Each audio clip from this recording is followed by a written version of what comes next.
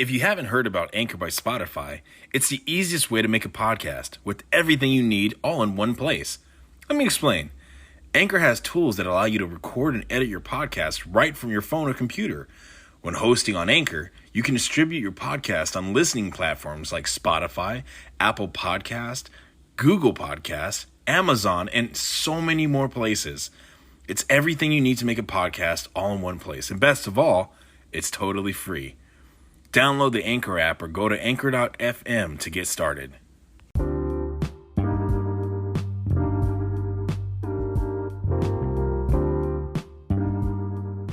Hello again and welcome to another episode of Real Talk with RJ. If this is your first time listening, please don't forget to like and subscribe and follow so you know exactly when we release brand new episodes.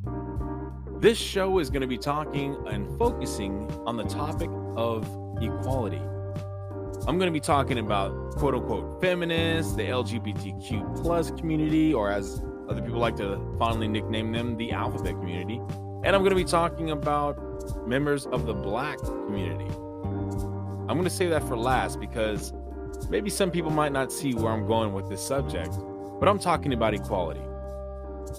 First, I want to give a statement to say I do not support any form of supremacy, where one culture, one race, one group is above another. I don't support that.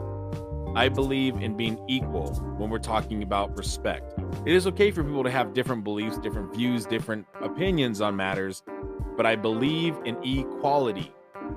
And I believe it's unfair for people to hide behind the guise of equality when they actually want supremacy. Let's start with feminists. Originally, the feminist movement was about women getting equal rights, women having equality to that of men. Now, for the longest time, people have been talking about the big pay gap. They've been pushing this narrative that women are significantly paid less for doing the same jobs that men do. But when people who have completely debunked this concept again and again, they're showing that very often is the case that women who have the same exact titles as men do not, as a whole, it is more, let me restate that. It is significantly less common for a woman to do exactly the equal work as a male does in the same exact job. Now, the exception to that rule would be, police officers, firefighters, special forces. They have pretty much made it to where you have to meet the standard whether you're male or female. So if you are a firefighter, you got to do the exact same stuff as your counterparts of the male counterpart. So there is equality there. There is equality and responsibility in the police department. So it's like that. So if they aren't getting paid equally for that, then that is, on the department. That's not on the society, because I've seen many chiefs of police who were women, and I've seen many captains and chiefs in various firehouses who were also women. So being promoted is definitely not one of those things that's a problem in the overall organization of firefighter, first responders, etc. It could be the company specifically or the group specifically, yes, but that's a case-by-case basis. Now, when we're talking about equality, I am so sick and tired of hearing all these quote-unquote feminists going up there and saying, oh, yes, we need to be treated equally. We need equal pay. We're significantly paid less. Well, the hardest jobs, which actually pay the most, like engineering, like construction jobs, the labor jobs are significantly, the majority of those jobs are occupied by males. The significant minority in those jobs are female. That's why there's a big pay difference, is because the majority of the work is done by males. Same thing in the infantry and the military. And regardless of what branch of the military you're in, the majority of infantry are males. Because females don't want to, they tend to not want to do that. I know that they were not allowed to for the longest point in the United States, but now they're allowed to. But still, there hasn't been a significant jump in, in women being in the infantry. Like talking about my opinion on whether or not women should be in the infantry, that's a whole different story. I just think that, the way society looks at in the infantry, or let me just give a kind of a nutshell case. Can women do infantry jobs? Absolutely. Is it possible for them to do the equal stuff that men do in being able to be tactically necessary or tactically effective is a better term? I believe they could. Do I think it's a good idea? No, I don't think it's a good idea. Why? Because when you're in the infantry, just like really any branch of service where you're in a dangerous position, you become very close to your comrades, to your brothers and sisters in uniform. You start to see them as brothers and sisters in uniform. So traditionally, you roughhouse with your brothers. You fight with your brothers. You're tough with your brothers. Your brothers can handle yourself. That's really the narrative. And for those of you guys who out there who've never served a day in the military and never put on that uniform I'm not talking about JROTC in high school. That's nothing. I'm talking about a real legitimate, you were in combat. You were at war wearing this uniform. It's a whole different culture. Your brothers can handle themselves. With your sisters, you're more protective over them. It's not about them being weak. You don't think they're weaker than you. They're very special to you because we look at our sisters differently, not as weaker vessels, but something more sacred. Women are sacred to us. So we are more willing to risk our lives and take a bullet for one of our sisters that we respect and love because they're more special. Just like any father out there who looks at his daughter, she will be treated much more differently than the son would. It's not saying one's more important than the other. It's just there's a different type of sacred that is applied to each child. So that's really how it looks. Like the brothers, while they're sitting there in combat, if they had a female in their platoon in a war zone, they're more likely to pay attention and be more protective over their sisters than their brothers. Which if you can only pay attention to so many places. If all your attention is focused on your sister, or the majority of your attention is focused on your sister, you're not putting the necessary attention that you should be putting on a certain area or sector of focus, which is where the enemy could very well come from. And if you're paying all your attention to your sister, you're going to end up losing somebody, and it's often not you. It's often somebody else as a result of you not paying attention. That's often the case in combat. Accidents don't always kill you. Accidents often kill somebody else. That's why I don't think it's a good idea. Plus, if people are dating, which is very looked down upon. If you're dating in a same group like that, in the same platoon, it's looked down upon because romantic interest can cause distractions. If you guys are fighting, you guys might not be able to pay attention to the mission at hand. You might not be able to focus at hand. You might be mad at each other, so you're not doing what you're supposed to be doing. So it complicates a lot of things. Also, if one member leaves, like let's say there's a female in there, she decides to leave one guy, she's broken up with him, and she starts dating another guy in the platoon. Now there's a rivalry there, most likely. Now that can happen in a number of situations, but it's significantly less likely to happen with someone in the gay community as opposed to a heterosexual community. It's just, I'm not knocking it. I'm just saying it is what it is. That's less likely to happen.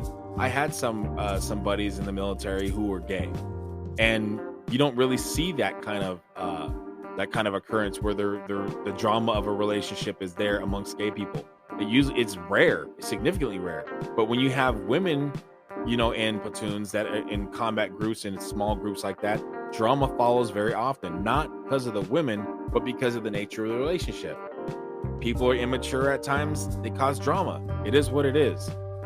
If you're looking for me to be politically correct, you might as well shut this episode off. I'm not going to be. I'm speaking my mind.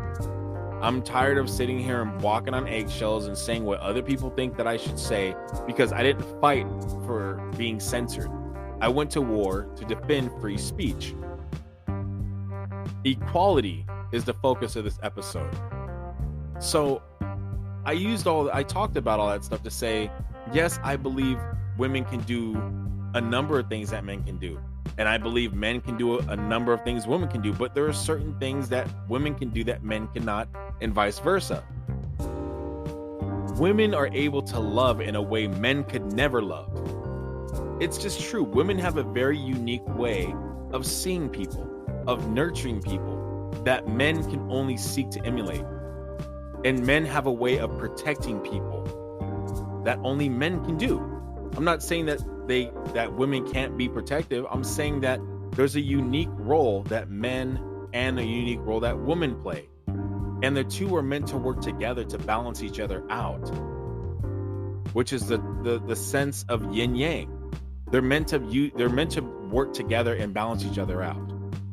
Now, one of the things that we keep finding often is that these quote unquote feminists are out there saying that they want equality when they want superiority.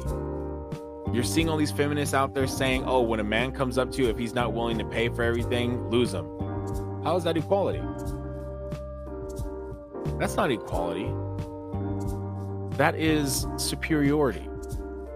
Women, according to statistics, the statistics that I've found say that 1 in 5 crimes are committed by women. In California, that statistic reigns true. 1 in 5 crimes are committed by women. But in the state of California, there are only 2 prisons dedicated to housing women. But there are 37 prisons dedicated to housing men. So if we're going to stick true to the statistic that 1 in 5 crimes are committed by women, that means that there should be 7 prisons at least dedicated to housing women. Why are there only 2?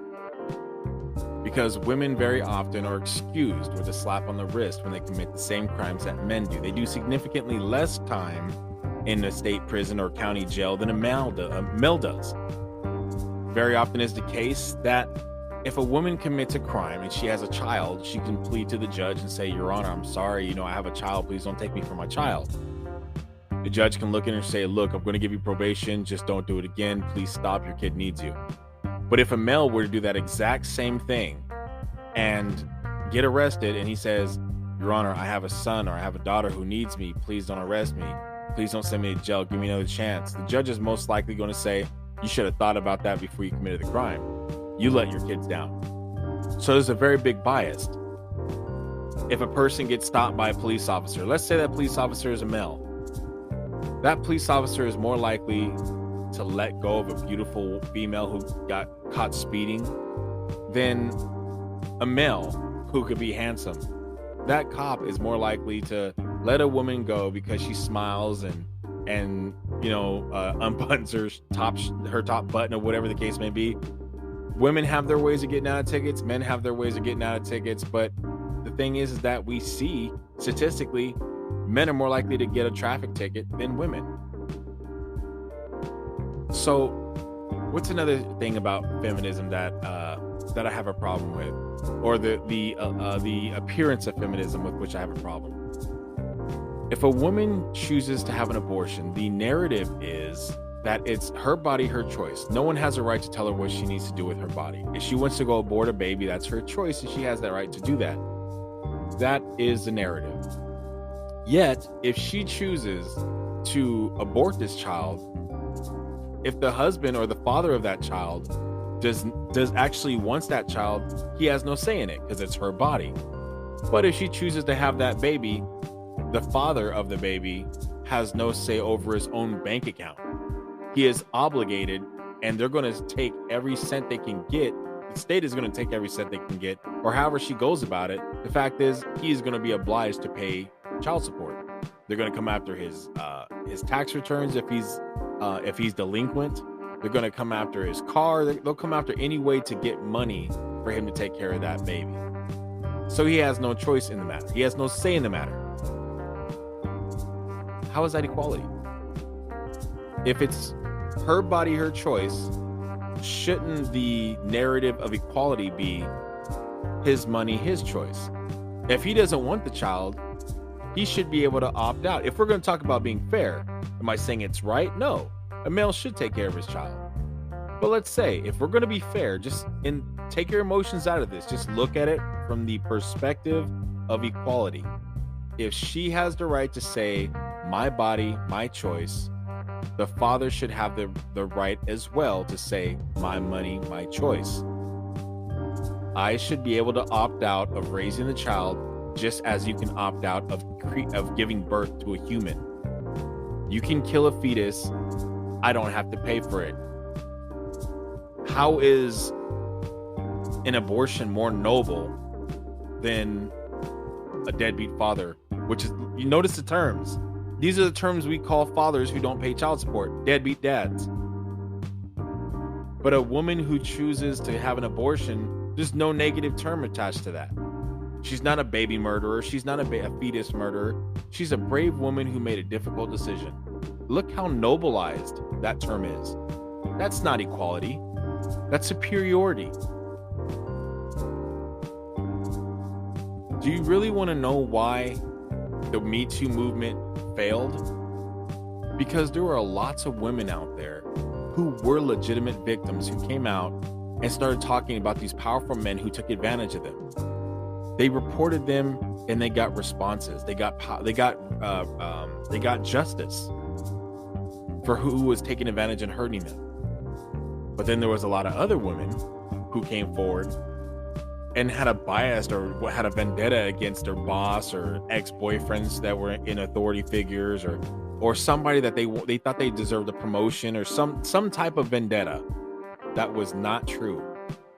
They abused the Me Too movement to destroy the lives of men who may have been dogs but did nothing illegal to them or did nothing business-wise unethical.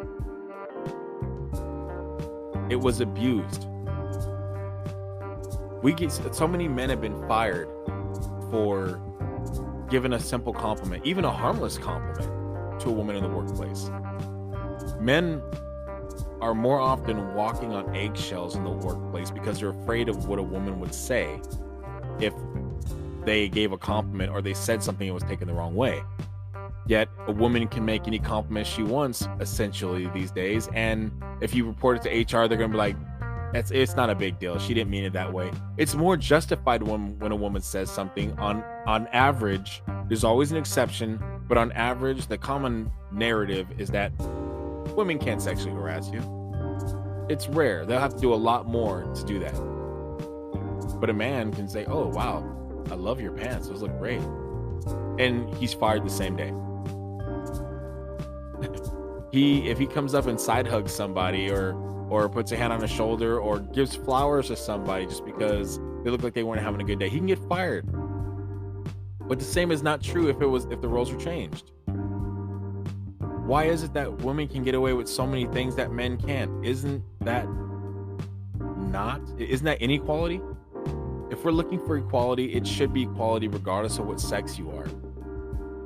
Next, I want to talk about the LGBTQ plus community. When I was growing up, being gay was something that like what they wanted most is equality. They wanted to be accepted for who they were. That was the big narrative. Look, this is who I am. Accept me. Just accept me for who I am. Don't judge me. That's how it used to be. And that was the end of that narrative. This is who I am. Please accept me for who I am. Now, this is who I am. If you don't like it, you're a homophobe. You're a bigot. You're racist. You're conservative. You're this. You're that. They immediately demonize you for having a different opinion. That's not equality. That's superiority. They used to be, it's okay to be who you are. I just ask that you accept who I am. That's it. Now, so many people are creating these new genders. In fact, I can't tell you how many times I've seen on TikTok or YouTube, how many different genders people are creating. They're defining new genders almost daily, and they're confusing themselves because nobody wants a label, yet they want a label. So they're saying, my name is Courtney, for example, and my pronouns are they, them.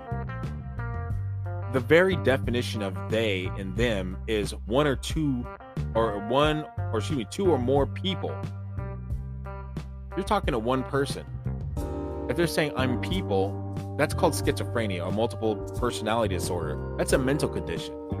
You are enabling someone to have to assume they have a mental condition.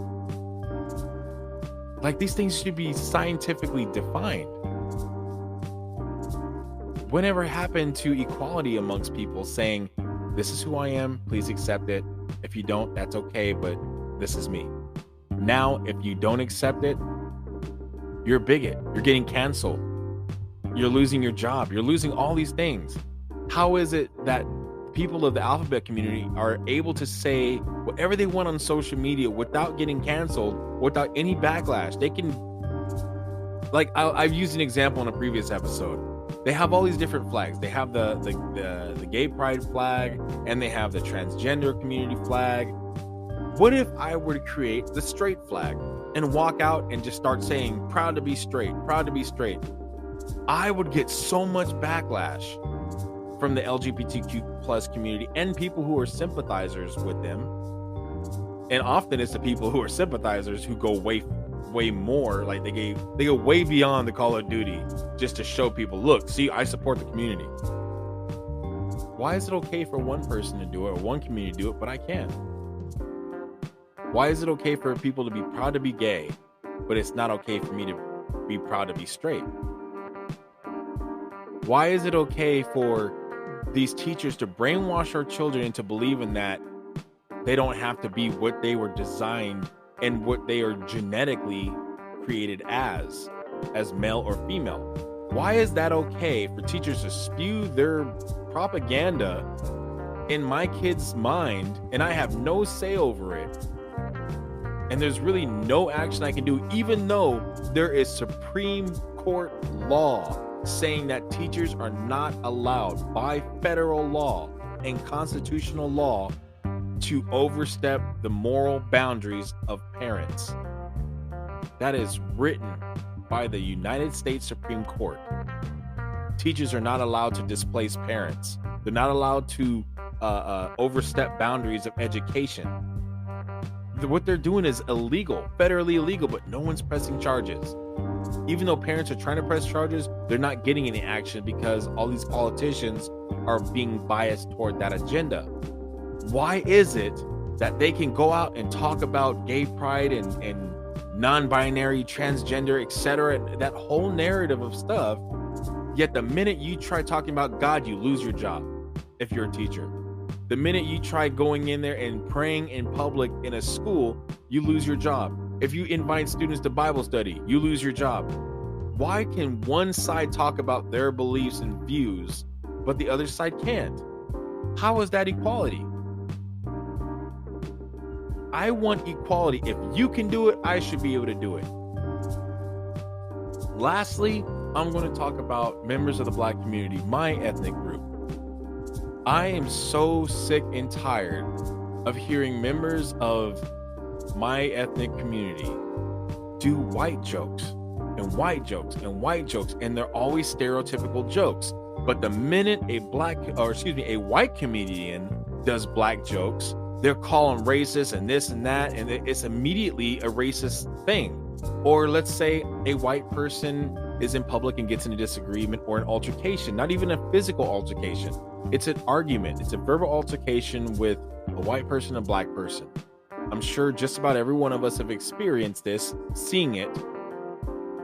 Almost immediately, the very common thing that happened, although it is not fair, but the very common thing that happened is that the black person would immediately identify the white person's race. Quote unquote, they will say something to the effect of, "I will beat your little white butt up." And they're not classified as a racist for saying that. Why do they need to bring race into it anyway? Maybe the white person didn't see race. Maybe they just saw an idiot in their opinion. So they were addressing an idiot in their opinion. And the black person was addressing an idiot in their opinion. There was no need to identify race. But very often is the case, members of the black community will bring out race in a situation like that. I will slap your white butt all over this place, or like, get your white butt over there. And then they start using racial slurs, but nobody says, oh, that's racist, that's not okay. No, people will shut up. Why? Because the narrative is blacks can't be racist, or they're just retaliating for all the slavery, that 400 years of slavery that they went through. But let one white person say, you people, just that. You people always immediately, oh, you're a Nazi, you're racist. Why is there a double standard? I'm for racial equality, not racial superiority. Racism is bad regardless of what the color of your skin is. And if you really want to talk about slavery, every race on this earth has been enslaved. Blacks do not have a monopoly on slavery. There were almost as many black slave owners as there were white slave owners back in that time. No race has a monopoly on slavery. Jews were slaved, Arabians were slaved, Persians were slaved, Romans were slaved. Back in the slave times on American soil, there were even white slaves. Yeah, you don't hear about that in school. You won't hear about the black slave owners in school. It's true. People need to stop justifying something when it's done by one group of people and then condemning it when it's done against another. We have all these people talking about pro-Rona, talking about the virus. They're pro that and pro-vax and all this other stuff, pro that. But let somebody speak against it. Even if they have scientific evidence to back up what they're saying, they have documented proof, eyewitness accounts, all this mountain of evidence, they get canceled. It's time for us to start fighting back. I've told this to many people before. If I had a KKK organization marching down the street demonstrating, and people started coming out there to try to assault them and stop them from doing that, I would do my best to stand between the two groups to say this is their right, just like it was ours when we did the 1 million man march. They want to abuse their right, it's still their right to do it. I'm not saying it's right, but it is their right to exercise. Free speech is not always something you're going to enjoy hearing. I say that a lot. The thing is that we need to stand up and stop letting people control what we say and how we feel. Look at Netflix, the giant, the media mogul. They've lost like 200,000 subscribers because people are getting sick and tired of this quote unquote woke stuff, the woke media. These transgenders having babies and pushing the agenda. Think about it. If the majority of America really wanted to see that, they would be thriving, but they're losing because the majority of America doesn't want that. Nobody wants to be ambushed with your ideas. We know what we want to watch. We know what we believe. We know what we want to see. So stop forcing your garbage on us. You don't want us forcing our beliefs on you. Don't force your beliefs on us, especially not our children. Kids are growing up now confused. They wouldn't have if teachers would have focused on education, but teachers are focusing on trying to confuse a child into believing that even though this child is straight or doesn't even know who he is because they're not thinking about girls or boys right now or who they're attracted to. They're not thinking about that. They're thinking about trying to figure out who they are. They're trying to figure out educational problems and stuff like that. Why are they manipulating them to believe in something that they're not? More and more kids are growing up with identity crisis and they're stressing out and they shouldn't be. So it's time for everybody else to rise up and fight back. I'm not talking about violently destroying stuff. I'm talking about use your voices. Get out there and tell them that you're not going to let them censor you. Speak your mind. But in the same aspect, respect the opinions of other people. You don't have to agree with them, but you have to acknowledge that they have a right to their opinion. So stop fighting for superiority. Fight for equality. Defend right when it's right. Condemn wrong when it's wrong, regardless of the color of your skin. Stand up. People are probably going to hate you for it, but people are going to respect you for being honest and having integrity to say what you honestly believe. There are two types of people in the world. there are puppets, and then there are puppeteers. Who are you? Thank you so much for spending time with me on Real Talk with RJ. Signing out.